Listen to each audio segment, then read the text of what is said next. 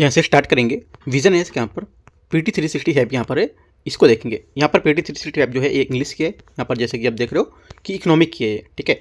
और यहाँ पर भी जो आने वाली थी इसकी हिंदी की आने वाली थी इन्वायरमेंट की, वो भी नहीं आई है, मतलब यहाँ पर अभी हम लोगों को मिली है, साइट पर अभी अपलोड नहीं की गई है, ठीक है। जैसे अपलोड की जाएगी मैं आपको यहाँ से वो डिस्क्रिप्टिव वाली पूरी कराऊंगा, ठीक है। एक बात ये हुई।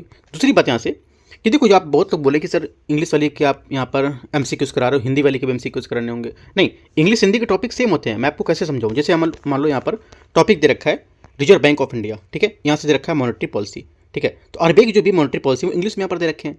उस अगर हिंदी में पढ़ोगे तो सेम चीज़ हिंदी में दे रखी होगी, तो हिंदी के क्या क्वेश्चन अलग बनेंगे? क्वेश्चन तो सेम ही बनेंगे ना। तो यहाँ से इंग्लिश के मैं इसलिए करा रहा हूँ क्वेश्चन एक कॉपी करके हिंदी से, क्योंकि अभी जैसे कि हिंदी की मैगजीन थोड़ा लेट आती है इस वजह से मैथ्स के क्वेश्चन पहले करा दे रहा हूँ, क्योंकि यहाँ पर मैगजीन थोड़ा लेट आती है, इस वजह से आप इसको क्वेश्चन कर पाओगे, राइट। ये कराने का मकसद है, ये नहीं कि यहाँ पर इंग्लिश से करा रहा हूँ तो हिंदी के क्वेश्चन यहाँ से अलग बन सकते नहीं, सेम क्वेश्चन बनेंगे, क्योंकि टॉपिक ही सेम होंगे तो सेम क्वेश्चन भी बनेंगे, इसलिए मैं आपको MCQs करा रहा हूँ इसके, ठीक है, याद रखना है।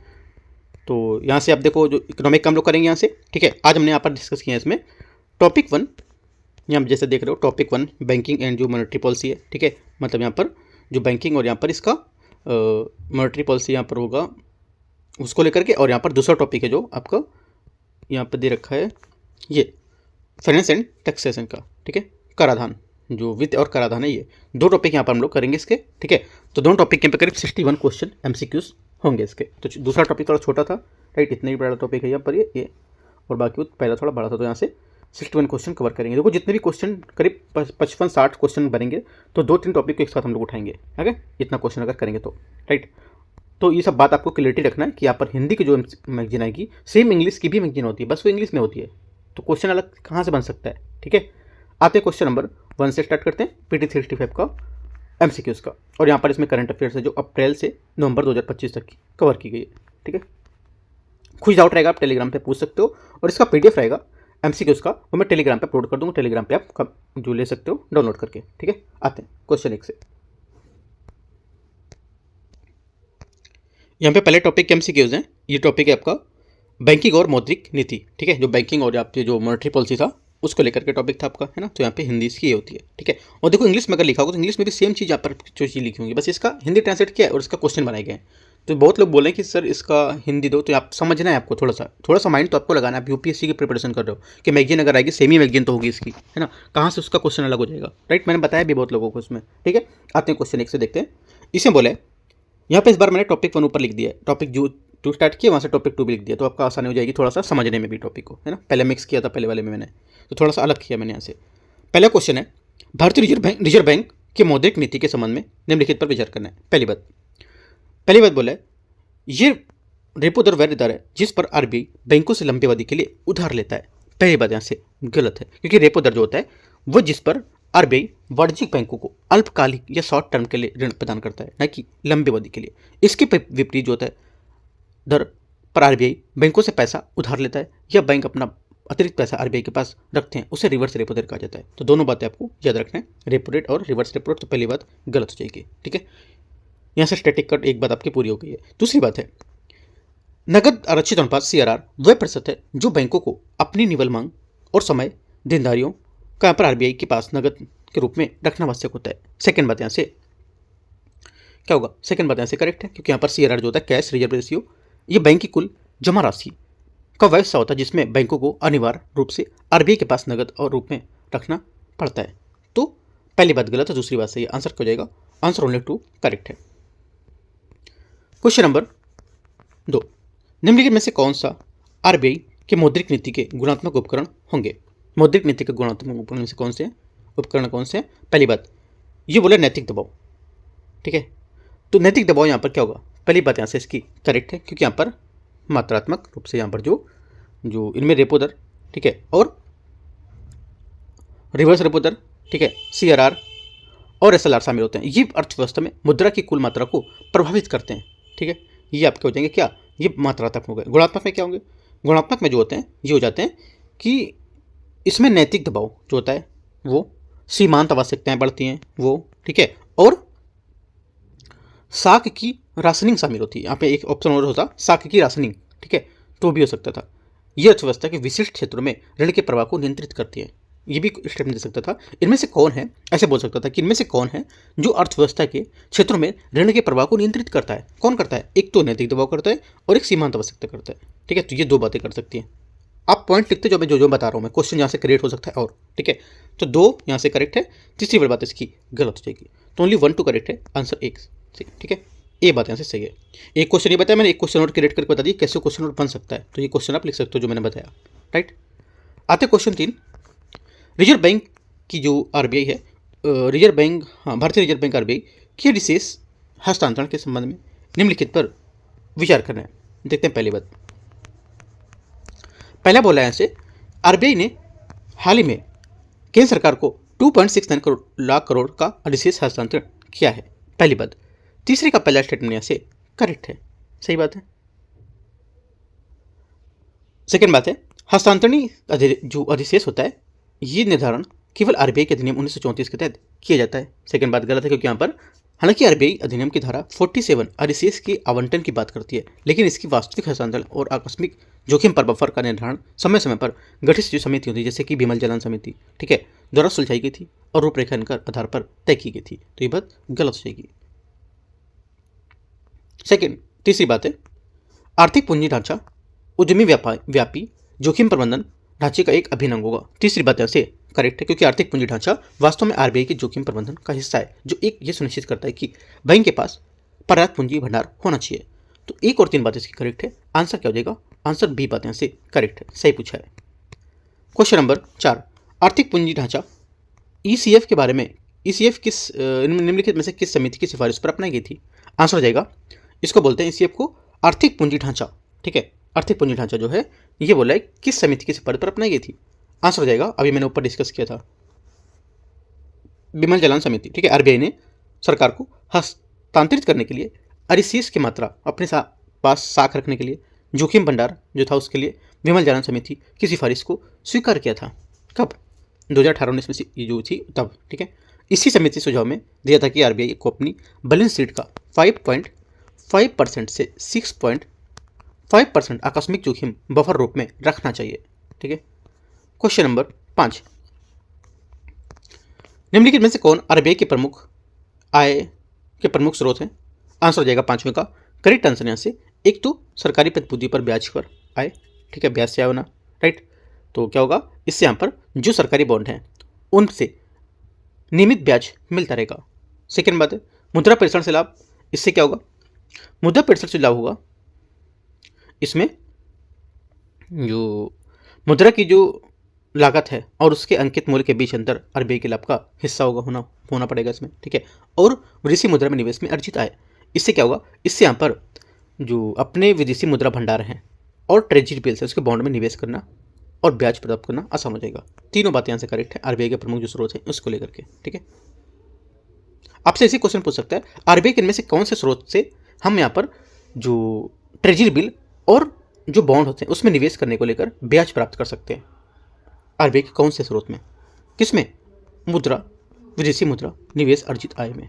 ये ठीक है, इंपॉर्टेंट बात है, लिख सकते हो आप। ठीक है, आते क्वेश्चन यहाँ पे फिलहाल तीनों करेक्ट है, डी। क्वेश्चन नंबर देखते हैं 6 नंबर। क्वेश्चन 6 यहाँ से, आर्थिक पूंजी ढांचे ईसीएफ के तहत वास्तविक इक्विटी जो है उसके संबंध में घटक शामिल है कौन कौन से, बताना है आपको। देखो, एक तो बोला है यहाँ पर विमल जालन जो समिति है उसके आधार पर यहाँ पर आरबीआई की जो आर्थिक पूंजी है, इकोनॉमिक जो कैपिटल है, उसके दो हिस्से होते हैं, एक तो वास्तविक इक्विटी और दूसरा यहाँ पर क्या होता है, एक वास्तविक इक्विटी और दूसरा पुनर्मूल्यांकन अधिशेष। ठीक है, वास्तविक इक्विटी में क्या होता है, इसमें संचित लाभ जो होता है वो शामिल होते हैं जिसमें नकदी के रूप में निकाला जा सकता है, और इसके मुख्य घटक होते हैं पूंजी आरक्षित निधि, आकस्मिक जोखिम बफर और परिसंपत्ति विकास निधि इसमें शामिल होती है वास्तविक इक्विटी में। ठीक है, नोट कर सकते हो, ये तीनों आ गए इसमें। दूसरी बात क्या था? दूसरी बात यहाँ पर था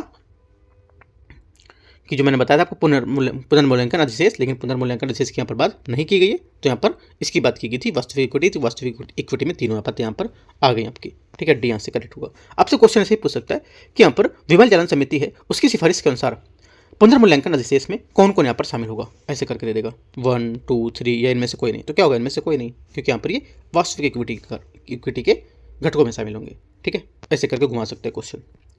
क्वेश्चन नंबर 7 आप लिख सकते हो, जो क्वेश्चन घुमा सकता है वीडियो को पॉज करो, आप यहाँ पे लिखो कि क्या क्या चीज़ें कैसे घुमा सकता है क्वेश्चन को, ठीक है।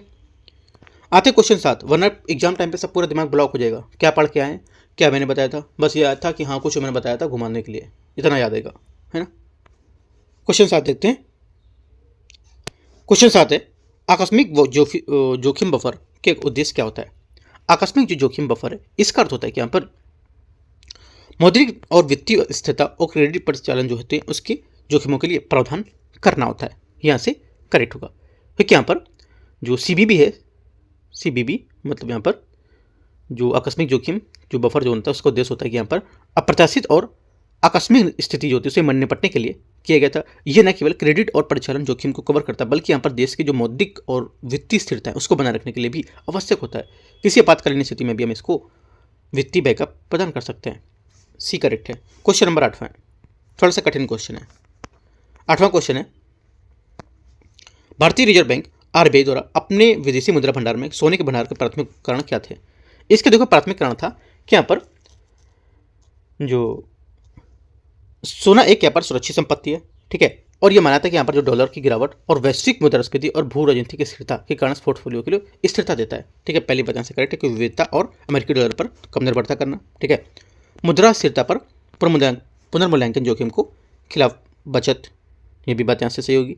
तीसरा मुद्रास्फीति के खिलाफ बचाव के रूप में क्रय शक्ति की रक्षा करेगा, ठीक है। और चौथी बात ब्याज अर्जित करना, और क्योंकि सोना बॉन्ड से बेहतर रिटर्न देता है, तो ये बात गलत हो जाएगी क्योंकि यहाँ पर सोना कोई ब्याज आय पैदा नहीं करता है। इसके विपरीत सरकारी बॉन्ड जैसे कि यूएस जो यहाँ पर ट्रेजरी है वो उस पर ब्याज मिलता है, इसलिए सोना रिटर्न का उद्देश्य से मुक्ति और सुरक्षा विविधीकरण के लिए खरीदा जाता है, तो ये बात गलत हो जाएगी।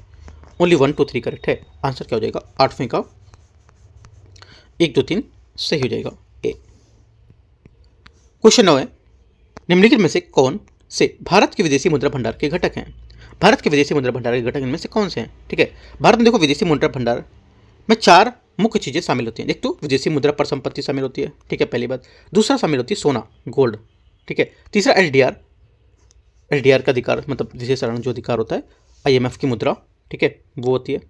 और चौथी बात होती है यहाँ से आरटीपी मतलब रिजर्व ट्रेंस पोजीशन मतलब आईएमएफ के पास जमा जो आरक्षित निधि है वो, ये ठीक है। चारों बातें यहाँ से क्या हो जाएंगी इसकी करेक्ट हो जाएंगी। आंसर क्या हो जाएगा 9वें का आंसर जो हो जाएगा डी आंसर इसका सही आंसर है, ठीक है। आप लिख सकते हो विदेशी मुद्रा पर संपत्ति, सोना, गोल्ड रिजर्व, ठीक है, एलडीआर विशेषण नीति इसमें आईएमएफ की मुद्रा, और चौथी बात जो है आरटीपी मतलब रिजर्व जो ट्रांस पोजीशन आईएमएफ के पास जमा आरक्षित स्थिति। चारों बातें आप लिख सकते हो। ये सभी स्थिति भारत की जो विदेशी मुद्रा भंडार है इसके 4 प्रमुख चीजों में शामिल है, ठीक है।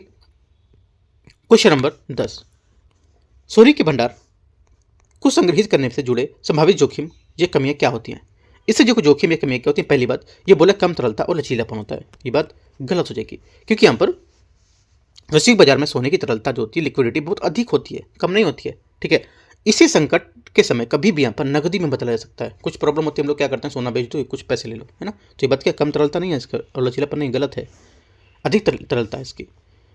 सेकेंड बात है शून्य ब्याज आए, ये बात सही है क्योंकि यहाँ पर सोने के रखने पर कोई ब्याज नहीं मिलता है, शून्य उपज, साथ यहाँ पर इसे सुरक्षित रखने और बीमा एक दूसरे देश के भेजने को लेकर यहाँ पर भारी खर्च भी आता है, ठीक है, ये बात करेक्ट है।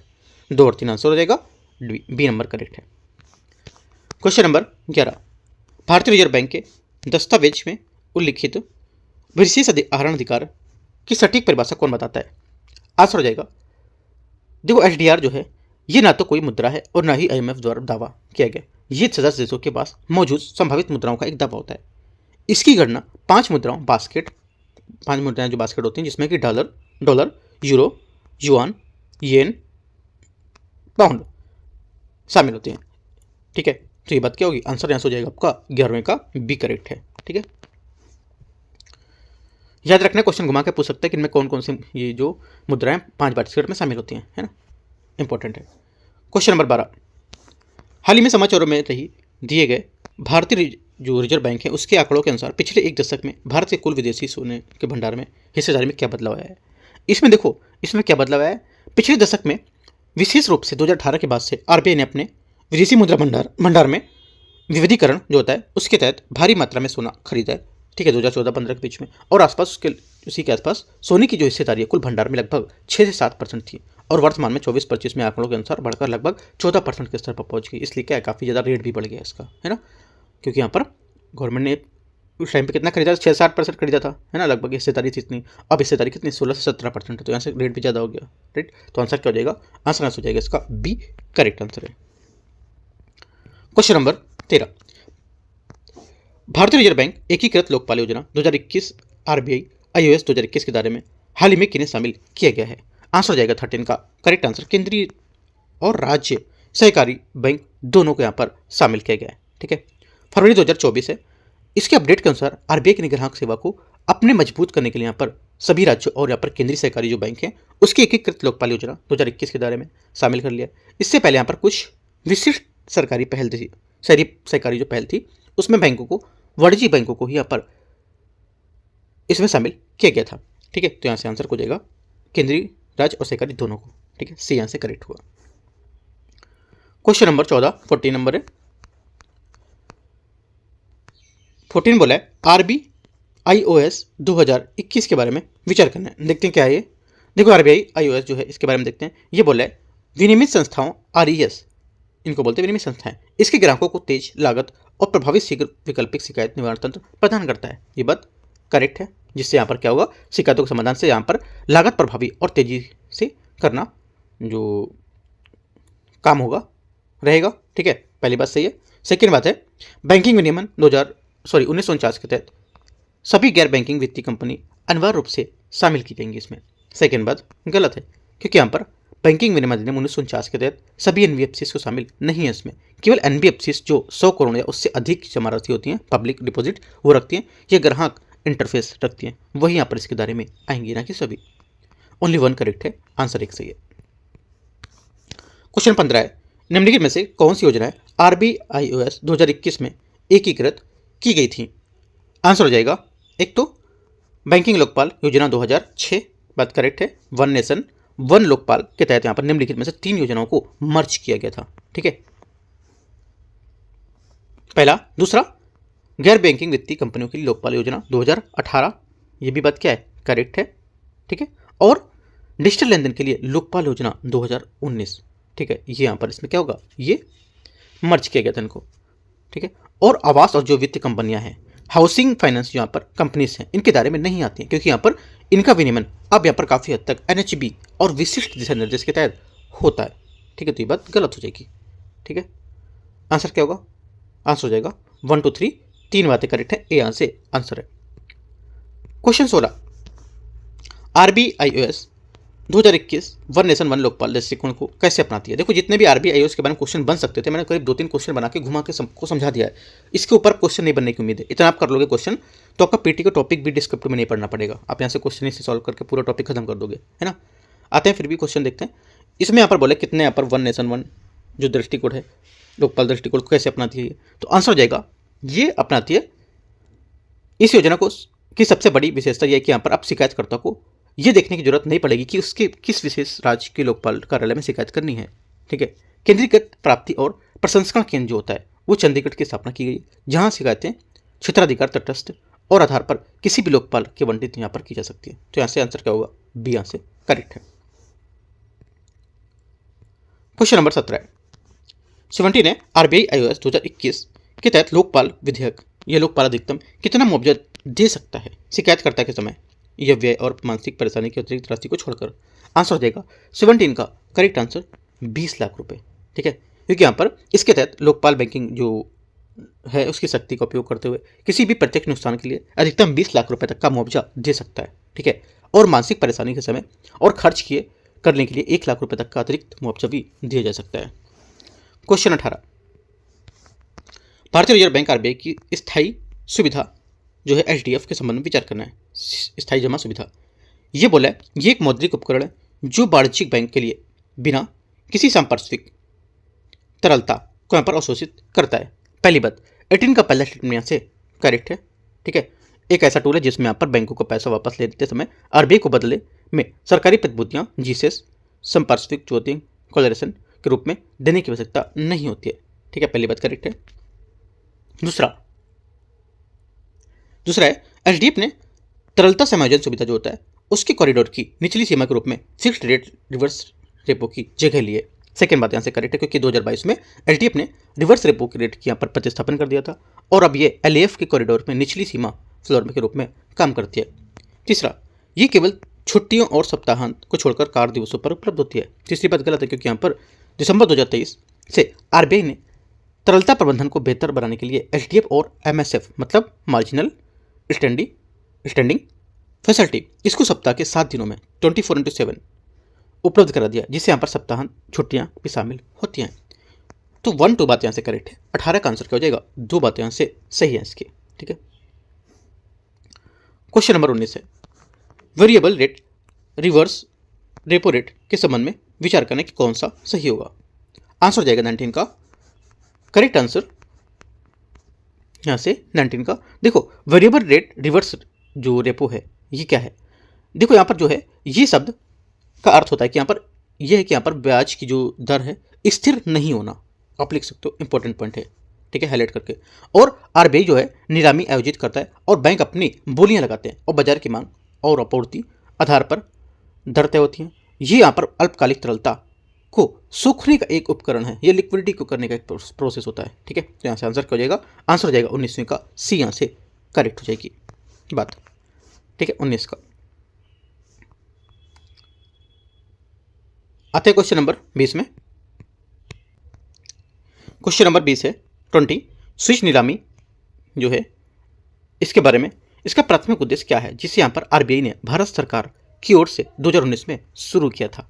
आंसर हो जाएगा स्विच नीलामी। देखो इसमें यहाँ पर सरकार उन बॉन्डों को वापस खरीद लेती है जो जल्द यहाँ पर मैच्योर या परिपक्व होने से वाले जो बदले में उनकी नई लंबी अवधि के लिए प्रतिभूतियां जारी करती हैं। इसका उद्देश्य यह सुनिश्चित करता है कि सरकार को एक ही समय में बहुत बड़ा पुनर्भुगतान न करना पड़े। ठीक है, आंसर क्या हो जाएगा, बी यहाँ से करेक्ट होगा। ठीक है, क्वेश्चन नंबर 21 है आरबीआई द्वारा जारी किए गए यहाँ पर सह ऋण व्यवस्था है उसके बारे में देखते हैं कि यहाँ पर इसके संशोधित जो निर्देश हैं उसके मुख्य बिंदुओं के संबंध में विचार करना है।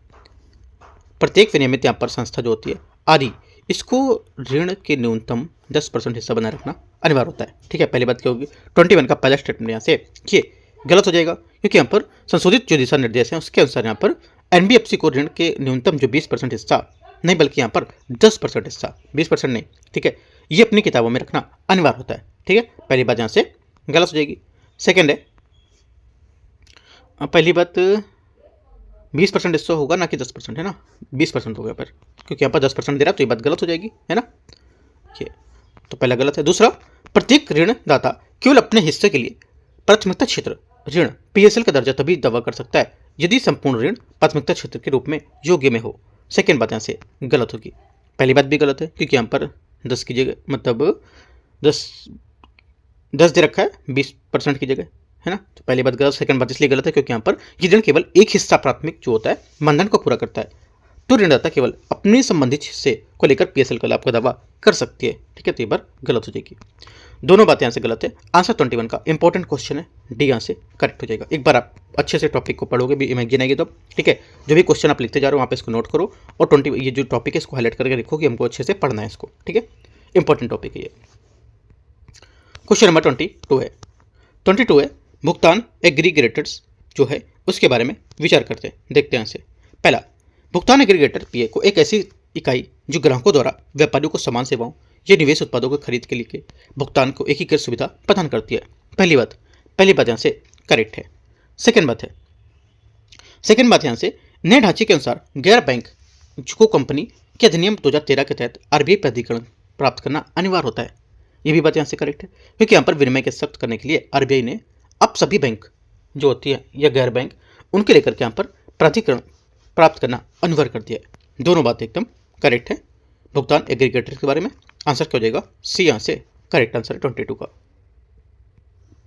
23 नंबर है निम्नलिखित पर विचार करने WMA आरबीआई। WMA का मतलब होता है वेस एंड मीन्स एडवांस। ठीक है, अग्रिम अर्थोपाय जिसको बोलते हैं, अर्थोपाय अग्रिम बोलते हैं, तो इसके बारे में विचार करना है। इसके द्वारा केंद्र सरकार को प्राप्तियों और भुगतान में किसी भी बेमेल को कवर करने के लिए दिया गया था। एक स्थायी अग्रिम होता है। ये राजकोषीय घाटे के वित्त पोषण का एक स्रोत मानते हैं। पहली बात गलत है। देखो पहली बात गलत है क्योंकि यहाँ पर जो अर्थोपैग्रिम है, WMA जो लिखा है, अर्थोपैग्रिम बोलते हैं इसको, ये सरकार के नकदी प्रवाह के बेमेल को दूर करने के लिए होता है, लेकिन इसे राजकोषीय घाटे या वित्त पोषण का स्रोत नहीं मानते हैं क्योंकि ये एक शुद्ध अस्थायी ऋण है, शुद्ध अस्थायी है। ठीक है, की पॉइंट याद रखना है, जिसे 90 दिन के भीतर चुकाना पड़ता है। तो ये बात गलत होगा। सेकेंड बात, WMA पर ब्याज दर RBI की रेपो दर है, हालांकि ओवरड्राफ्ट ब्याज दर रेपो से 2% अधिक है। सेकेंड बात करेक्ट है क्योंकि यहाँ पर WMA की दर रेपो दर के बराबर होती है, जबकि ओवरड्राफ्ट सीमा से अधिक निकासी पर रेपो दर 2% ब्याज लगता है। ठीक है, ये बात सही है, प्लस 2% है ना, 2% से अधिक भी लग सकता है। तो दोनों बात यहाँ से करेक्ट, मतलब दूसरी बात सही है, पहली बात गलत है। कहाँ पर गलत है, की पॉइंट आपको नोट करना है। ठीक है, ओनली टू बी सही है। क्वेश्चन नंबर 24 है, RBI की नई पहलों पर निम्नलिखित कथन पर विचार करना है। देखते हैं इसको। 24 है, पहला इसको बोल रहा है यूनिफाइड लैंडिंग, यहाँ पर इंटरफेस है ULI, इसको क्रेडिट वितरण को बढ़ाने के उद्देश्य से एक डिजिटल पब्लिक इंफ्रास्ट्रक्चर DPI के रूप में देखा गया। पहली बात यहाँ से करेक्ट है क्योंकि यहाँ पर ULI जो है एक नया डिजिटल प्लेटफॉर्म है जिसे ऋण प्रक्रिया के सरल बनाने और यहाँ पर वर्षण रहित जो क्रेडिट है उसको प्रदान करने के लिए बनाया गया है। सेकेंड बात है सर्टिफिकेट ऑफ डिपॉजिट CD एक यहाँ पर गैर पराक्रम मुद्रा बाजार साधन है और इसे भौतिकीकृत के रूप में या प्रॉमिसरी नोट्स के रूप में जारी किया जाता है। सेकेंड बात गलत है क्योंकि यहाँ पर CD जो है, CD या जमा प्रमाण पत्र जो होता है एक परक्राव्य या परक्राम्य या नेगोटेबल जो होता है साधन होता है, यानी यहाँ पर इसे बेचा या स्थानांतरित किया जा सकता है। ठीक है, तो ये बात गलत हो जाएगा। ओनली वन करेक्ट है, आंसर यहाँ से क्या होगा, एक बात इसकी सही है। क्वेश्चन नंबर 25 है, गैर बैंकिंग वित्तीय कंपनी NBFC के बारे में विचार करना है। NBFC कंपनी अधिनियम 1956 के तहत पंजीकृत एक कंपनी होगी। पहली बात यहाँ से करेक्ट है। दूसरा, ये मांग जमा डिमांड स्वीकार, जो डिमांड डिपॉजिट है स्वीकार नहीं कर सकते हैं। सेकेंड बात यहाँ से करेक्ट है, नहीं कर सकते हैं, सही बात है। तीसरी बात है ये भुगतान और निपटान प्रणाली पेमेंट एंड सेटलमेंट सिस्टम का हिस्सा होती है। ये बात गलत है क्योंकि यहाँ पर ये क्या, ये चेक जारी नहीं कर सकते, ना ही भुगतान और निपटान प्रणाली पेमेंट एंड सेटलमेंट सिस्टम का हिस्सा होती है। वे स्वयं आहरित चेक जारी नहीं कर सकती है। ठीक है, इसका मतलब क्या होता है, पेमेंट एंड सेटलमेंट सिस्टम का मतलब होता है ना वे भुगतान कर सकते हैं, ना निपटान कर, मतलब भुगतान निपटाना या फिर चेक जारी करना, है ना, ये सब नहीं कर सकता। कहीं कहीं यहाँ पर क्वेश्चन आपने देखा होगा NBFC के बारे में पूरा दे रखा है कि हाँ वो चेक जारी नहीं कर सकते हैं ना, और यहाँ पर ये भुगतान नहीं कर सकते हैं। उतना अब UPSC उतना नहीं पूछता, सीधा सा आपको लिखेगा पेमेंट एंड सेटलमेंट सिस्टम। अगर समझ पाते हो ठीक है, नहीं समझ पाते हो तो क्वेश्चन गया आपका। हिंदी मीडियम वाले खासतौर से आंसर निकल जाते हैं इसमें। ठीक है, तो याद रखना है कि यहाँ पर पेमेंट एंड सेटलमेंट सिस्टम जो है इसका मतलब यही होता है जो मैंने आपको बताया। ठीक है, घूमना नहीं है। 1 2 करेक्ट है, सिर्फ आंसर यहाँ से होगा। एक और दो बात इसकी सही है। 25 का क्वेश्चन नंबर 26 है। 26 है, भारतीय रिजर्व बैंक RBI द्वारा जो गैर बैंकिंग वित्तीय कंपनियां हैं NBFC उसके लिए स्वनियामक संगठन SRO की मान्यता के लिए संबंध में निम्नलिखित पर कौन सा सही नहीं बता रहा है। ठीक है, देखो देखते हैं कौन सा सही नहीं है। देखो इसमें जो सही नहीं होगा ये हो जाएगा इसका जो हाल ही में यहाँ पर RBI ने fintech association for consumer empowerment, ठीक है, सॉरी इन्वायरमेंट नहीं होगा, एम्पावरमेंट, और यहाँ पर अन्य निकाय आवेदन को विचार किया था, लेकिन यहाँ पर विशेष रूप से CII को यहाँ पर इस तरह के जो आधिकारिक दर्जा है वो देने की कोई यहाँ पर रिपोर्ट नहीं दी थी। ठीक है, तो यहाँ पर जो ये सब हमारे फ्रेमवर्क के हिस्सा हैं SRO है ना, और यहाँ पर इसके 10% को लेकर चुकाना, ये भी SRO को लेकर एक सदस्य को स्वतंत्र होना, और ये बात गलत हो जाएगी क्योंकि यहाँ पर RBI ने हाल ही में भारतीय उद्योग परिसंघ को लेकर CII NBFC को देखरेख को लेकर SRO को दर्जा दिया है। ऐसा यहाँ पर कुछ नहीं है। ठीक है, कोई रिपोर्ट अभी यहाँ पर नहीं आई थी ऐसा, यहाँ पर उसने दर्जा दिया है, तो ये बात गलत हो जाएगी। ऊपर की तीनों बातें करेक्ट हैं 1 2 3। ठीक है, आप सिर्फ तीनों बातें याद रख सकते हो क्योंकि क्वेश्चन इतना नहीं पूछेगा। आप याद कर सकते हो कि भारतीय रिजर्व बैंक जो है इसने गैर वैयक्तिक जो कंपनी है NBFC से उनके लिए नियामक संगठन और जो SRO है उसकी मान्यता के लिए संबंध में कौन सी बातें सही है। तीनों बातें आप जो सही वाले अपने लिख सकते हो, गलत वाले हटा दो, वो नहीं पूछेगा आपसे। ठीक है, क्योंकि अब वहाँ पर भी बात ही नहीं की जाती उस चीज़ की। राइट, आते क्वेश्चन नंबर 27 में। 27 है, स्वनियामक संगठन SRO के कार्यों में शामिल है कौन। करेक्ट आंसर हो जाएगा एक तो सदस्यों के लिए यहाँ पर आचार संहिता बनाना एसआरओ एक क्या होता है? गैर सरकारी संगठन है। इंपॉर्टेंट बात लिखना है आपको, एक गैर सरकारी संगठन है जो अपने सदस्यों एनबीएफसी या फिनटेक कंपनियों के लिए नियम बनाता है। ठीक है, इसी कार्य में आचार संहिता, कोड ऑफ कंडक्ट बनाना, ये सुनिश्चित करना कि यहाँ पर सदस्य को नियमों का पालन कर रहे हैं या नहीं, और ग्राहकों की शिकायत का समाधान तंत्र बना रहे हैं या नहीं। ठीक है, और उद्योगों की सर्वोत्तम प्रथाओं को बढ़ावा दे रहे हैं या नहीं। ठीक है, तो ये सभी बातें इसकी करेक्ट हो जाएंगी। 27 का आंसर डी। 28 है, एनबीएफसी और जो बैंक है उसके बीच मुख्य अंतर क्या होता है? इसके बीच देखो मुख्य अंतर होता है कि यहाँ पर पहला क्या है, पहला बोला एनबीएफसी मांग जमा स्वीकार नहीं कर सकते जबकि बैंक कर सकते हैं। पहली बात क्या, पहली बात तो आप कर पाओगे क्योंकि काफ़ी टाइम से पढ़ रहे होगे एनबीएफसी, है ना, तो यहाँ पे बात सही कर लोगे ये, क्योंकि यहाँ पर जैसे सेविंग या करंट अकाउंट ये स्वीकार नहीं कर सकते और बच्चे क्लियरिंग सिस्टम का हिस्सा नहीं होते हैं। पहली बात ऐसे करेक्ट है। दूसरा, एनबीएफसी भुगतान और निपटान प्रणाली का हिस्सा नहीं है, एकदम करेक्ट है, अभी मैंने ऊपर बताया था। एनबीएफसी अपने नाम पर चेक जारी कर सकते हैं, ये बात गलत है क्योंकि अपने नाम पर चेक जारी नहीं कर सकते हैं क्योंकि वे भुगतान और निपटान का हिस्सा नहीं है, तो कहाँ से चेक जारी करेंगे, है ना। तो 1 2 करेक्ट है। आपसे बोलेगा भुगतान और निपटान प्रणाली का मतलब क्या होता है एनबीएफसी का, कि यहाँ पर ना चेक जारी करना ना ही पेमेंट करना, ये सब होता है इसका मतलब। ठीक है, तो 1 2 करेक्ट है, आंसर हो जाएगा यहाँ से बी बात सही है 28 की। 29 नंबर है, क्षेत्रीय ग्रामीण बैंक आरआरबी की स्वामित्व संरचना के संबंध में विचार करना है। देखते हैं इसको 29 का। पहले आपसे ये बोला भारत सरकार की हिस्सेदारी 50% है इसमें। ठीक है, पहली बात यहाँ से करेक्ट है क्योंकि यहाँ पर जो आरआरबी है इसमें यहाँ पर जो पूंजी का योगदान है एक निश्चित अनुपात में होता है, जिसमें यहाँ पर केंद्र सरकार 50%, ठीक है, और संबंधित राज्य सरकार की यहाँ पर 15% हिस्सेदारी होती है, राइट। और जो यहाँ पर प्रायोजिक वाणिज्यिक बैंक है, मतलब जो यहाँ पर स्पॉन्सर बैंक होगी उसके लिए यहाँ पर 35% हिस्सेदारी होगी, ये भी बात करेक्ट है। तीनों बातें सही है, आंसर यहाँ से डी करेक्ट है। ठीक है, क्वेश्चन 30 है, क्षेत्रीय ग्रामीण बैंक जो आरआरबी होती है उसकी विनियमन पर्यवेक्षण के संबंध में कौन सा अपन निकाय विनियमन के लिए जिम्मेदार और कौन सा पर्यवेक्षण के लिए जिम्मेदार होता है? आंसर हो जाएगा 30 का करेक्ट आंसर। देखो ये एक क्या है महत्वपूर्ण बिंदु, क्योंकि यहाँ पर आरआरबी जो विनियमन होता है रेगुलेशन ये भारतीय रिजर्व बैंक आरबीआई द्वारा किया जाता है, लेकिन यहाँ पर उनका जो पर्यवेक्षण होता है और निरीक्षण होता है नाबार्ड द्वारा किया जाता है। बी यहाँ से इसका करेक्ट आंसर होगा। ठीक है, इंपॉर्टेंट बात है। क्वेश्चन 31 है, डॉक्टर व्यास समिति ने या व्यास की जो समिति है की सिफारिश के आधार पर क्षेत्रीय ग्रामीण बैंक आरआरबी के समामेलन के चरण किस वित्तीय वर्ष से किस वित्तीय वर्ष तक थे? आंसर हो जाएगा 31 का करेक्ट आंसर। जो 5 ईयर प्लान था 2005 से 2008 तक थे। ठीक है, ये डॉक्टर व्यास समिति की सिफारिश के बाद यहाँ पर आरआरबी की दक्षता बढ़ाने के लिए यहाँ पर उनका समामेलन शुरू किया गया था। इसका पहला चरण 2005-06 में शुरू हुआ था और इसके परिणामस्वरूप आरआरबी की संख्या में काफ़ी कमी आई थी और वे अधिक मजबूत हुए थे। ठीक है, क्वेश्चन नंबर 32, भारत में लघु जो यहाँ पर वित्त बैंक है, स्मॉल जो फाइनेंशियल बैंक है उसके बारे में प्राथमिक उद्देश्य इसका क्या होगा?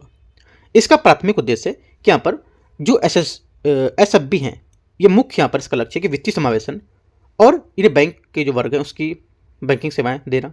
ठीक है, जहाँ बड़े बैंक यहाँ पर नहीं है उन्हें पहुँचाना, और जैसे कि यहाँ पर छोटे व्यवसाय हैं छोटे किसान हैं उसको असंगठित क्षेत्र की इकाइयों को देना। ठीक है, तो ऐसा करके यहाँ से इसका आंसर क्या हो जाएगा? बी करेक्ट हो जाएगा, मतलब ग्रामीण और शहरी क्षेत्रों में वित्तीय समावेशन को बढ़ावा देना।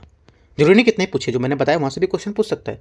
ठीक है, आते क्वेश्चन नंबर 33 में, भारतीय रिजर्व बैंक आरबीआई के दिशा निर्देशों के अनुसार लघु वित्त बैंक एसएफबी की यूनिवर्सल बैंक के परिवर्तन के लिए निम्नलिखित में से कौन सी मानदंड या पात्रता मानदंड सही है? इसके बारे में आंसर हो जाएगा 33 का करेक्ट आंसर। एक तो बैंक को पिछले वित्त वर्षों में निव्वल लाभ हुआ होना चाहिए। ठीक है, पहला क्या होगा? पहली बात यहाँ से करेक्ट है क्योंकि यहाँ पर पिछले 2 वर्षों में बैंक को शुद्ध लाभ नेट प्रॉफिट होना चाहिए। सेकेंड बात, बैंक की न्यूनतम नेटवर्थ जो होती है 500 करोड़ होनी चाहिए। सेकेंड बात यहाँ से गलत है क्योंकि यहाँ पर 1000 करोड़ होनी चाहिए नेटवर्थ, 500 करोड़ नहीं, नेटवर्क नहीं नेटवर्थ होता है। ठीक है, याद रखना है, नेटवर्थ मतलब यहाँ पर न्यूनतम इसका जो नेटवर्थ होता है। ठीक है, वो। तीसरा, सकल राष्ट्रीय जो निष्पादित पर संपत्ति होती है ये 3% से कम या उसके बराबर होनी चाहिए। ये बात करेक्ट है क्योंकि पिछले 2 वर्षों में इनका जीएनपीए 3% और एनपीए 1% से कम या उसके बराबर होना चाहिए था, ये बताया गया था। तो 1 और 3 करेक्ट है, आंसर आपका हो जाएगा सी। क्वेश्चन नंबर 34 है, लघु वित्त बैंक के संबंध में क्या प्रावधान है? लघु वित्त बैंक जो होते हैं इसके संबंध में विचार करना है। स्टेटमेंट गलत हो गया, पहला यहाँ पर होगा। ठीक है, ये पहला है। इन्हें कंपनी अधिनियम 2013 के तहत एक सार्वजनिक लिमिटेड कंपनी के रूप में पंजीकृत किया गया है। पहली बात क्या होगी? 34 का पहला स्टेटमेंट यहाँ से करेक्ट है। ये पहला है, ठीक है, पहली बात करेक्ट हो जाएगी। क्योंकि यहाँ पर जो हाँ क्योंकि यहाँ पर एसएफबी को कंपनी अधिनियम 2013 के तहत पंजीकृत किया गया था और यहाँ पर बैंकिंग विनियमन अधिनियम 1949 के तहत यहाँ पर लाइसेंस इनको मिलता है, ठीक है, पहली बात यहाँ से सही है। सेकेंड बात यहाँ से, ये सेकेंड है, ये थर्ड है, ठीक है। इन्हें बैंकिंग विनियमन अधिनियम 1949 की धारा 22 के तहत लाइसेंस दिया जाता है, अभी मैंने बताया आपको। तीसरा, लघु बैंकों के लिए न्यूनतम चुकता वोटिंग इक्विटी जो पूंजी होती है, ये paid voting equity capital 100 crore होती है। तीसरी बात यहाँ से गलत है, क्योंकि यहाँ पर इन नियमों में वर्तमान ऑन टैप लाइसेंसिंग दिशा निर्देश के अनुसार एसएफबी के लिए न्यूनतम चुकता जो वोटिंग इक्विटी पूंजी है 200 करोड़ होनी चाहिए, ठीक है। शुरुआत में 100 करोड़ थी, जिसे बाद में बढ़ाकर 200 करोड़ कर दिया, ठीक है। तो पहले का क्वेश्चन देखेंगे तो 100 करोड़ वहाँ पर था, लेकिन अब 200 करोड़ हो गया, तो यहाँ से गलत हो जाएगा बात। 1 2 करेक्ट है, ठीक है, तीसरा गलत है, तो आंसर हो जाएगा 34 का सी यहाँ से सही है। 35 में आते हैं, यूनिवर्सल बैंकिंग लाइसेंस का अर्थ क्या होता है? यूनिवर्सल बैंकिंग लाइसेंस शब्द का सबसे सटीक वर्णन कौन बताता है? आंसर हो जाएगा 35 का करेक्ट आंसर। यूनिवर्सल बैंक वे बैंक होते हैं जो एक ही छत के नीचे बैंकिंग और वित्तीय सेवाओं को एक विस्तृत श्रृंखला क्या करते हैं? प्रदान करते हैं। जैसे यहाँ पर ऋण देना, ठीक है, बचत खाते, बीमा, निवेश बैंकिंग, और भारत में ऐसे जो एसबीआई जैसे एसबीआई है, एचडीएफसी, आईसीआईसी इसके मुख्य उदाहरण भी हैं, ठीक है, इंपॉर्टेंट है। आपसे दे सकता है कि एसबीआई सिर्फ इसका एक उदाहरण है, या बोल देगा एचडीएफसी सिर्फ इसका एक उदाहरण है, या आईसीआईसी इसका एक उदाहरण है, या दो का नाम दे देगा, है ना, एसबीआई इसमें शामिल नहीं है ऐसा। तो इंपॉर्टेंट बात आपको की पॉइंट याद रखना है, क्वेश्चन पर डिपेंड नहीं रहना, जो मैं बताता हूँ वो सभी बातें आपको पॉइंट करनी और लिखते जाना है A4 पेपर में, ठीक है। आंसर 35 का क्या होगा? बी करेक्ट है यहाँ से, हाँ बी करेक्ट है। क्वेश्चन नंबर 36 देखते हैं, भारतीय रिजर्व बैंक आरबीआई लघु वित्त बैंक के प्राथमिकता क्षेत्र वाले मानदंड जो होते हैं हाल ही बदलाव के संबंध में विचार करना है। पहली बात है, नए नियम के तहत एसएफबी के लिए कुल पीएसएल लक्ष्य समायोजित नेट बैंक क्रेडिट को 75% कर दिया गया है। पहली बात 36 का पहला करेक्ट है। दूसरा, नए नियमों में 20% लचीला आवंटन और गैर पीएसएल सुरक्षित ऋणों के लिए उपयोग किया जा सकता है। सेकंड बात गलत है, क्योंकि यहाँ पर एसएफबी को पीएसएल के भीतर किसी भी गैर सुरक्षित ऋण के लिए यहाँ पर एक प्रकार की यहाँ पर लचीले आवंटन की अनुमति समानता नहीं होती है, ये सम्मान नहीं होती है, ठीक है। उन्हें निर्धारित श्रेणियों में जैसे कि कृषि, एमएसएमई, ठीक है, आदि में ही निवेश करना होता है, तो ये बात गलत होगी। तीसरी बात है, ये नियम वित्त वर्ष 2025-26 से प्रभावी होंगे। तीसरी बात करेक्ट है, क्योंकि यहाँ पर जो होंगे 25-26 से ही प्रभावी होंगे, बात सही है। तो 1 और 3 बात करेक्ट है इसकी, सी यहाँ से क्या हो जाएगा? आंसर हो जाएगा सही पूछा है तो। क्वेश्चन नंबर 37 है, भारत में प्राथमिकता क्षेत्र ऋण पीएसएल की अवधारणा निम्नलिखित में से किस वर्ष स्थापित की गई थी? आंसर हो जाएगा 37 का 1970 के दशक में यहाँ से सही आंसर है, ठीक है। पीएसएल की औपचारिक जो अवधारणा है 1972 में यहाँ पर राष्ट्रीय ऋण परिषद नेशनल क्रेडिट काउंसिल के माध्यम से शुरू हुई थी। इसका उद्देश्य था कि यहाँ पर अर्थव्यवस्था के उन क्षेत्रों को बैंकों को ऋण को सुनिश्चित करना जो यहाँ पर आर्थिक विकास के लिए महत्वपूर्ण है, लेकिन यहाँ पर बैंकों को उनके नज़रअंदाज किए जाते हैं। 38 है, निम्नलिखित में से कौन सी श्रेणी आरबीआई द्वारा निर्धारित प्राथमिकता क्षेत्र के अंतर्गत नहीं आती है? आंसर हो जाएगा बड़े पैमाने पर जो उद्योग होगा, ये क्या होगा? ये आरबीआई की निर्धारित प्राथमिकता के अंतर्गत नहीं आती है। आंसर 38 का क्या होगा? सी यहाँ से करेक्ट आंसर। क्यों? क्योंकि यहाँ पर आरबीआई के अनुसार पीएसएल श्रेणियों में कृषि, ठीक है, एमएसएमई, निर्यात ऋण, शिक्षा, आवास, सामाजिक बुनियादी ढांचा, नवीकरणीय ऊर्जा और कमजोर वर्ग शामिल है इसमें, और बड़े पैमाने पर उद्योग इस सूची का हिस्सा नहीं था, ठीक है। क्वेश्चन नंबर 39 है, कौन कौन शामिल है वो भी याद कर सकते हो, घुमा के पूछ सकते हैं इनमें से कौन कौन शामिल है, ये भी रख देगा, है ना। 39, गैर निष्पादित परिसंपत्तियों के वसूली प्रक्रिया के संबंध में विचार करना है। एक ऋण तब एनपीए बन जाता है जब मूलधन या ब्याज का भुगतान 60 दिनों से अधिक समय तक अतिदेय रहता है। पहली बात यहाँ से गलत है, क्योंकि यहाँ पर एक ऋण तब एनपीए बनता है जब भुगतान 90 दिनों की अवधि तक यहाँ पर एक अधिदेश रहता है, और 60 यहाँ पर स्पेशल मेंशन अकाउंट्स श्रेणी 2 में आएगा, तो पहली बात गलत होगी, ठीक है। 90 दिनों के समय तक रहेगा, ना कि 60, तो पहला गलत है। दूसरा, परिसंपत्ति पुनर्निर्माण जो कंपनियां हैं ये भारतीय रिजर्व बैंक द्वारा पंजीकृत और विनियमित होती हैं। सेकेंड बात यहाँ से करेक्ट है, क्योंकि यहाँ पर परिसंपत्ति पुनर्निर्माण कंपनियां आरबीआई के पास पंजीकृत होती हैं और सरफेसी अधिनियम के तहत यहाँ पर विनियमित भी होती हैं। ओनली 2 करेक्ट होगा, आंसर यहाँ से 39 का बी। क्वेश्चन 40 है, 40 बोले सरफेसी अधिनियम के प्रावधानों के संबंध में विचार करना है। सुरक्षित लेनदार कृषि भूमि को छोड़कर अन्य संपत्तियों पर कब्जा करने और बेचने के लिए न्यायिक अनुमोदन के बिना कार्रवाई कर सकते हैं। पहली बात, 40 का पहला स्टेटमेंट यहाँ से करेक्ट होगा, क्योंकि यहाँ पर सरफेसी अधिनियम बैंकों को अदालत के हस्तक्षेप के बिना गिरवी रखी जो संपत्ति है, सुरक्षित संपत्ति को जब्त करने का अधिकार देता है। हालांकि ये कृषि भूमि पर लागू नहीं होता है। इंपॉर्टेंट बात है। सेकेंड बात है, अधिनियम की धारा 13(8)2016 संशोधन के बाद अनुसार उधारकर्ता नीलामी नोटिस प्रकाशित होने के बाद भी ऋण चुकाकर संपत्ति वापस पाने का वैधानिक अधिकार बरकरार रखते हैं। सेकेंड गलत होगा, क्योंकि यहाँ पर 2016 के संशोधन के बाद से उधारकर्ता का संपत्ति वापस पाने का अधिकार तब समाप्त हो जाता है जब बैंक नीलामी के लिए सार्वजनिक नोटिस प्रकाशित कर देता है और उसके पहले ये पूरा भुगतान करना होता है। ओनली वन करेक्ट है। आंसर यहाँ से 40 का एक पास सही है। 41 है। 41 बोला है सरफेसी अधिनियम 2002 के जो उद्देश्य है उसके बारे में विचार करना है।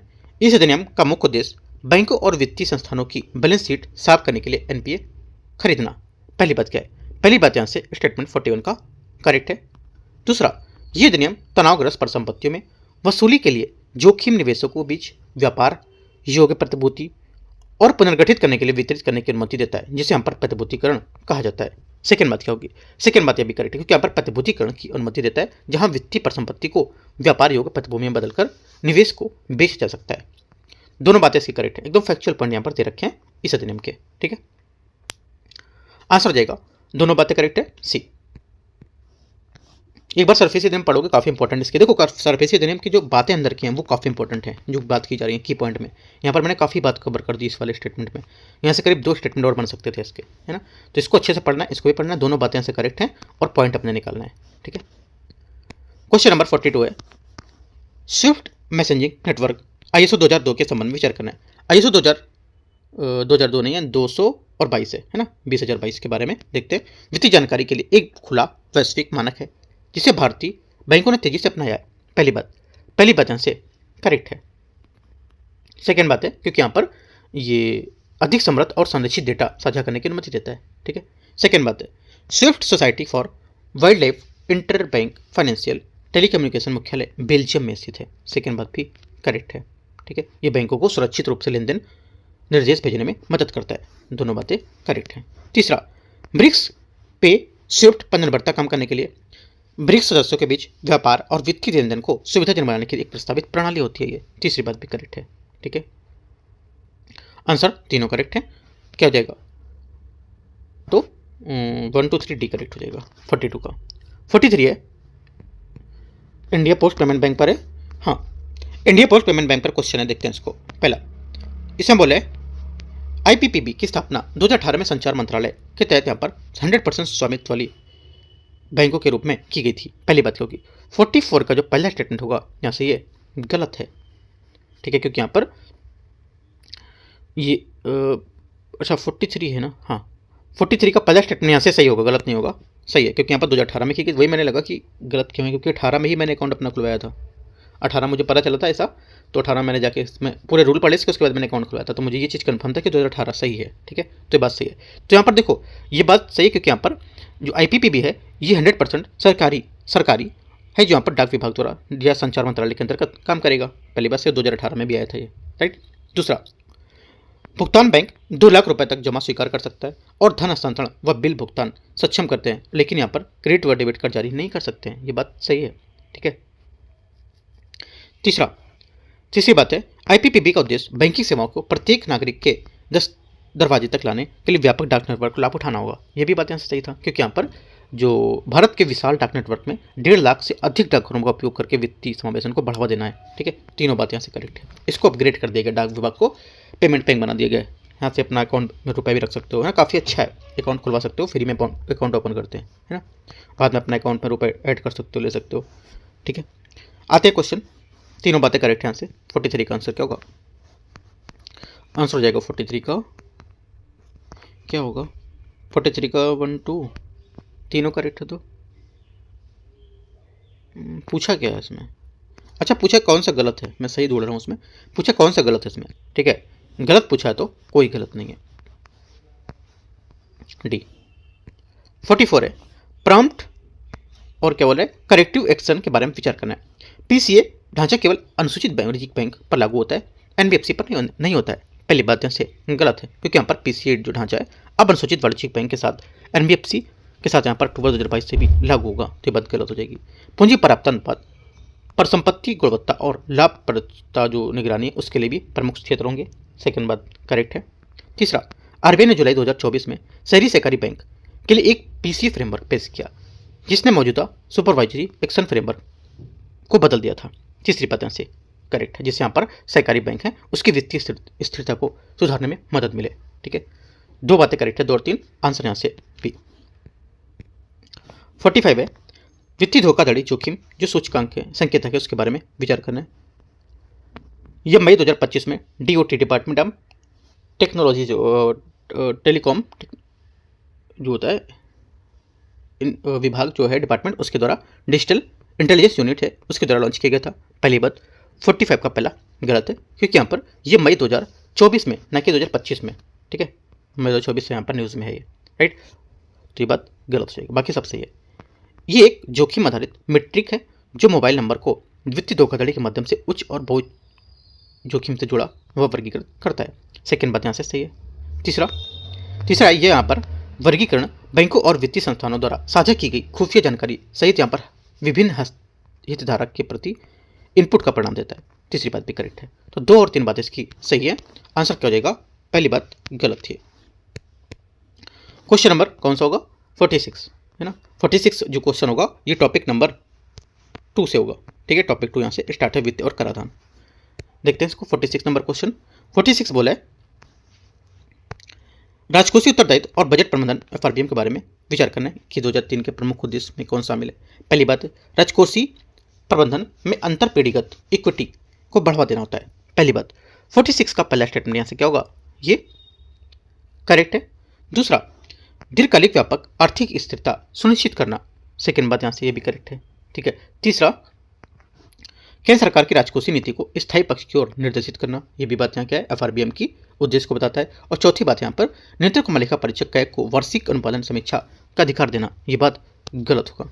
ठीक है, क्योंकि यहाँ पर कैग जो होता है इसके सरकार के खातों को ऑडिट करता है, लेकिन यहाँ पर एफआरबीएम के अधिनियम के तहत अनुपालन की वार्षिक समीक्षा के और यहाँ पर संसद की रिपोर्ट रखने की प्राथमिक जिम्मेदारी स्वयं केंद्र सरकार की होती है, ना कि इसकी।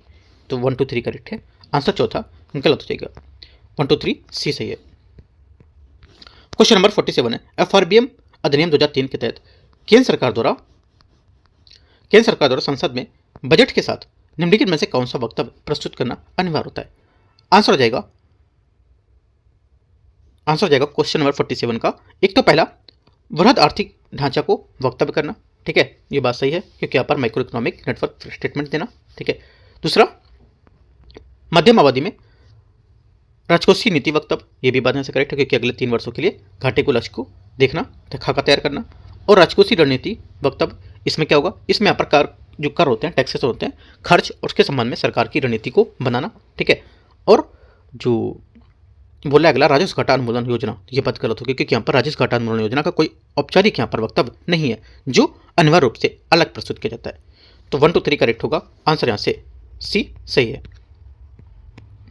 क्वेश्चन नंबर 48 है, राजकोषीय उत्तरदायित्व बजट प्रबंधन एफआरबीएम के बारे में विचार करना है। अधिनियम के तहत केंद्र सरकार के लिए मूल राजकोषीय घाटे का लक्ष्य जीडीपी को 3% निर्धारित करना था, पहली बात। 48 का पहला स्टेटमेंट यहाँ से करेक्ट है, सही है। सेकेंड बात है, केंद्र सरकार का ऋण से जीडीपी अनुपात महामारी के दौरान 40% निर्धारित सीमा से अधिक हो गया था, सेकेंड बात भी सही है, क्योंकि यहाँ पर एनके सिंह समिति थी, उसने यहाँ पर केंद्र सरकार के ऋण जीडीपी के अनुपात को 40% सुझाया था, लेकिन कोविड-19 के समय यहाँ पर 60% करीब पहुँच गया था, बस सही है। कैग की रिपोर्ट के अनुसार 2022-23 में अतिरिक्त गारंटी की सीमा जीडीपी के 0.5% कानूनी सीमा के भीतर रही है, ये भी बात यहाँ से सही है। तीनों बातें करेक्ट है, 48 का आंसर 1 2 3 डी करेक्ट हो जाएगा। ये कैग की यहाँ पर राजकोषीय जो कैग की रिपोर्ट बताई गई थी इसमें।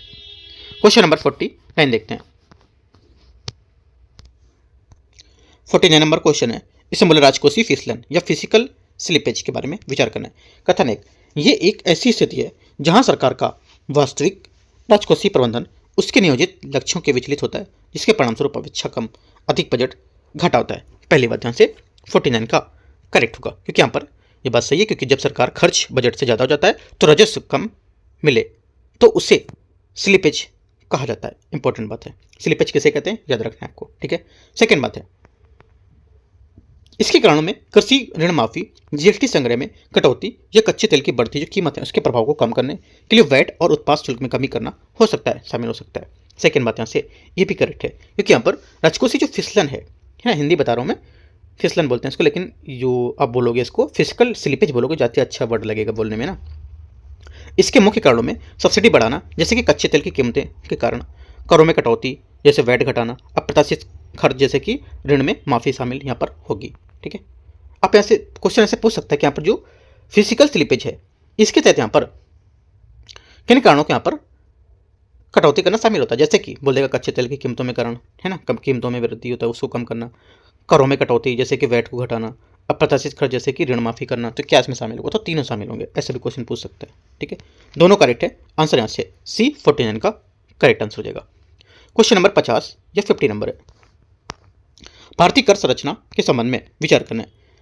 प्रत्यक्ष करों की प्रकृति प्रतिगामी होती है, जबकि यहाँ पर अप्रत्यक्ष करों की प्रकृति प्रगतिशील प्रोग्रेसिव होती है। पहली बात, 50 का पहला स्टेटमेंट यहाँ से गलत है, क्योंकि यहाँ पर प्रत्यक्ष कर जैसे इनकम टैक्स प्रगतिशील होते हैं, क्योंकि यहाँ पर ये अधिक कर देते हैं, और अप्रत्यक्ष कर होते हैं जैसे कि जीएसटी ये प्रतिगामी होते हैं, क्योंकि यहाँ पर अमीर और गरीब दोनों पर समान रूप से बोझ पड़ता है। पहली बात गलत हो गई, लिख सकते हो दोनों का अंतर लिख के, इंपॉर्टेंट बात है। आयकर इनकम टैक्स केंद्रीय अप्रत्यक्ष कर और सीमा शुल्क बोर्ड CBIC को प्रशासित किया जाता है। सेकंड बात गलत होगा, क्योंकि यहाँ पर आयकर प्रत्यक्ष बोर्ड CBDT द्वारा प्रशासित किया जाता है, CBIC अप्रत्यक्ष करों की देखरेख करता है, जीएसटी या कस्टम्स की, तो ये बात गलत हो जाएगी। तीसरी बात है, वस्तु सेवा कर जीएसटी एक प्रत्यक्ष कर है जिसका बोझ सीधे भुगतानकर्ता पर पड़ता है। तीसरी बात गलत है, क्योंकि जीएसटी यहाँ पर क्या है, एक अप्रत्यक्ष कर है, इनडायरेक्ट टैक्सेस है, इसका भुगतान व्यापारी करता है लेकिन अंतिम बोझ उपभोक्ता पर पड़ता है, तो ये बात गलत होगा। तीनों बातें क्या है, गलत है। आंसर पूछा है कौन सा गलत है, तो सभी गलत हैं। गलत स्टार्ट किया इसने पूछना तो सभी गलत निकला है, ठीक है। क्वेश्चन नंबर 50 हो गया। 51, आयकर अधिनियम 2025 इनकम टैक्स एक्ट 2025 के संबंध में विचार करना है। इस अधिनियम ने आयकर अधिनियम 1961 का स्थान लिया हुआ है, पहली बात यहाँ से करेक्ट है। दूसरा, न्यूनतम वैकल्पिक जो है कर जिसको बोलते हैं मैट, इसके प्रावधान केवल गैर कारपोरेट करदाताओं पर लागू होते हैं, ये बात गलत है, क्योंकि यहाँ पर गैर करदाताओं पर नहीं लागू होंगे, ताकि यहाँ पर मुख्य रूप से कारपोरेट दाताओं पर भी लागू होंगे, क्योंकि यहाँ पर जीरो टैक्स कंपनियां भी यहाँ पर न्यूनतम टैक्स दें, ठीक है, और गैर कारपोरेट संस्थाओं में AMT अल्टरनेट मिनिमम टैक्स पर लागू होगा, ठीक है। सेकेंड बात गलत हो जाएगी। तीसरी बात है, अधिनियम में अनिर्दिष्ट आय की परिभाषा आभासी डिजिटल परिसंपत्तियां शामिल हैं, तीसरी बात करेक्ट है, क्योंकि यहाँ पर इसमें नई व्यवस्था क्रिप्टो और NFT जैसी आभासी डिजिटल परिसंपत्तियों को कर के दायरे में शामिल किया गया है। 1 और 3 करेक्ट होगा, आंसर यहाँ से बी। क्वेश्चन नंबर 52, निम्नलिखित में से कौन से करदाता विवाद समाधान पैनल जो है डिस्प्यूट रिजोल्यूशन पैनल को ड्राफ्ट ऑर्डर भेजने की पात्र होगा। आंसर हो जाएगा 52 का करेक्ट आंसर। एक तो ट्रांसफर प्राइसिंग मामले में लगे जो व्यक्ति है वो, ठीक है। दूसरा अनिवासी, ये भी बात यहाँ से करेक्ट होगा। तीसरा विदेशी कंपनियां, ये भी यहाँ से करेक्ट होगा, ठीक है। तीनों यहाँ से क्या होगा, सही है। आंसर यहाँ से हो जाएगा 52 का करेक्ट आंसर डी यहाँ से सही है। 53 है, सेफ हार्बर के नियम के संबंध में विचार करना है। केंद्रीय प्रत्यक्ष बोर्ड CBDT आयकर नियम अधिनियम 1962 में संशोधन के माध्यम से इन नियमों का विस्तार करता है। पहली बात, 53 का पहला स्टेटमेंट यहाँ से करेक्ट है, ठीक है।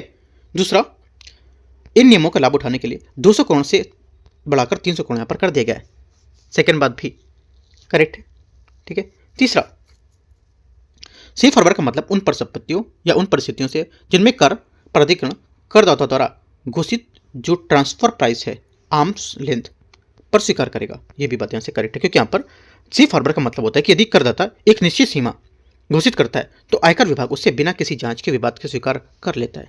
तीनों बातें करेक्ट हैं, आंसर 53 का डी करेक्ट है।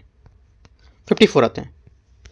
54 है, अग्रिम मूल्य निर्धारण, उसके बारे में क्वेश्चन है, देखते हैं इसको। एडवांस प्राइसिंग एग्रीमेंट के संबंध में कौन सा कथन यहाँ पर सही होगा। आंसर हो जाएगा 54 का correct answer.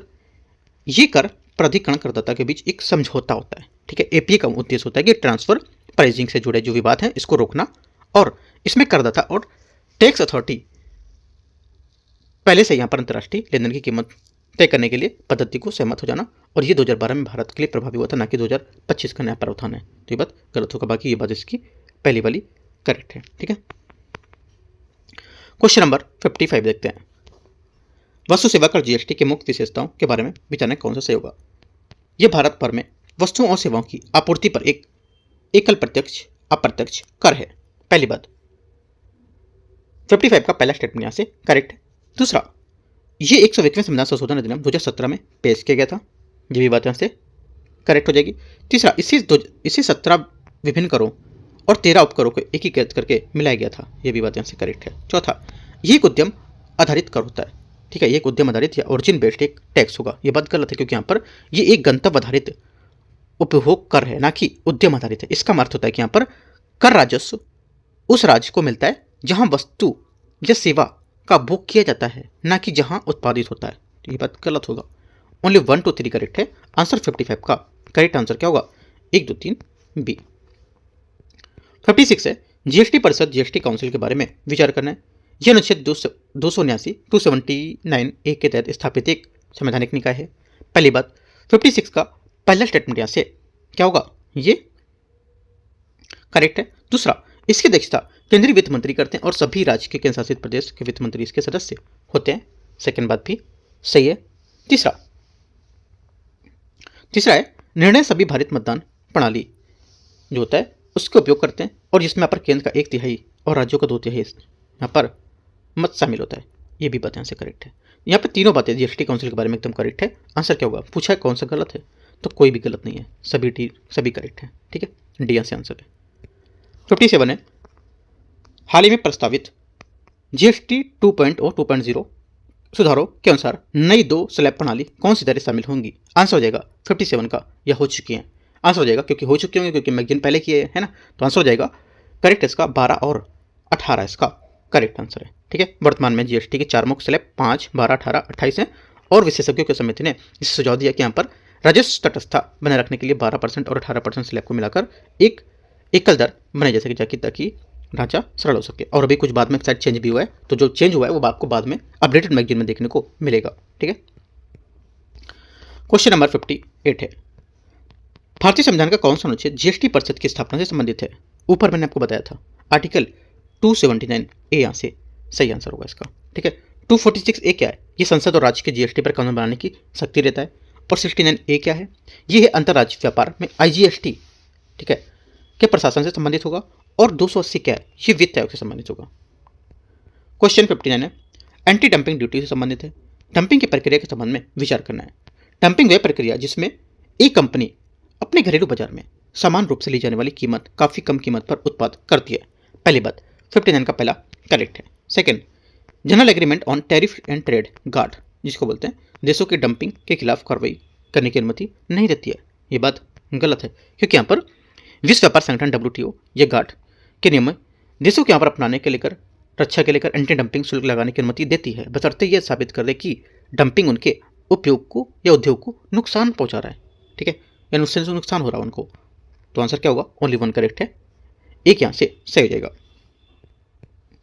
Question 60, safe guard duty के बारे में विचार करना है। सेफ गार्ड उपाय के बारे में विचार करते हैं। सैद्धांतिक रूप से सेफ गार्ड उपाय को किसी विशेष देश में लक्षित नहीं किया सकता है। पहली बात, 60 का पहला करेक्ट है।